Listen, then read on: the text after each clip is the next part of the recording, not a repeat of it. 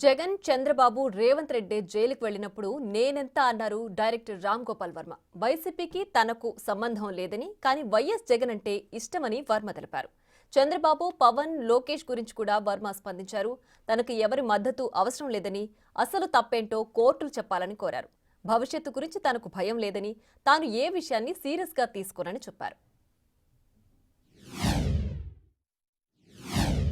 So many people go to ఇప్పుడు చంద్రబాబు నాయుడు గారు, YS Jagan, Revanth Reddy వీళ్ళు కూడా జైలుకి వెళ్ళినప్పుడు నేనంత మీరు ఏ గ్రావిటీ కోసం ఏ కేసులో వెళ్ళారు అనేది పాయింట్, కానీ జైలుకి వెళ్ళటం పాయింట్ కాదు. అప్పుడేంటి, ఇలాంటి కేసులో కూడా నేను జైలుకి వెళ్ళే ఛాన్స్ వచ్చిందంటే అప్పుడు అసలు ఎలా ఉంది సిచ్యువేషన్ అనేది అందరికీ అర్థమవుతుంది. దీనికి కూడా జైల్లో పెట్టచ్చు అనేది ఒక అవేర్నెస్ వస్తుంది అందరికీ.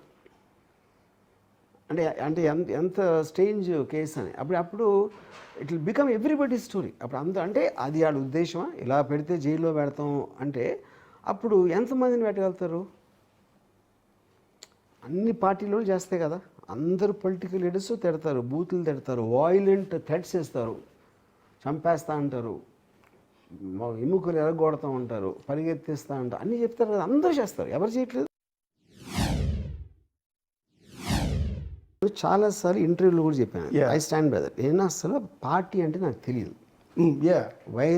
వైఎస్ జగన్ ఎలా బాగా పాలించారో తెలియదు. వైఎస్ జగన్ అంటే నాకు ఇష్టం. I believe in his character అని చాలాసార్లు చెప్పాను, ఇప్పుడు చెప్తున్నాను. That is my opinion. Okay, ఎవరికో కంప్లీట్ ఆపోజిట్ ఒపీనియన్ వచ్చు. ఇంకొకరికి చంద్రబాబు నాయుడు గారి మీద నాకు వైఎస్ జగన్ మీద ఎలా ఉందో వాళ్ళకి అది అయి ఉండొచ్చు. So that is what whole democracy. Freedom of expression అనేది అందరి ఇష్టాలు వేరుంటాయి, మన అందరం కలిసి ఉంటాం.